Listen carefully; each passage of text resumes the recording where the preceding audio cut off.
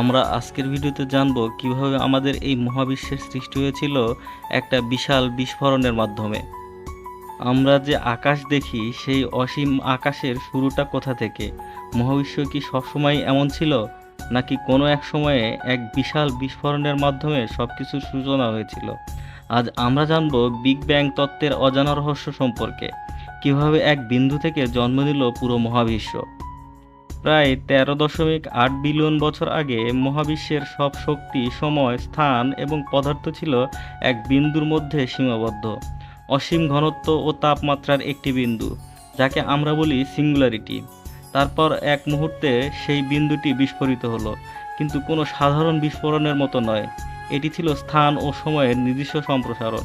এই ঘটনাকে বলা হয় বিগ ব্যাং।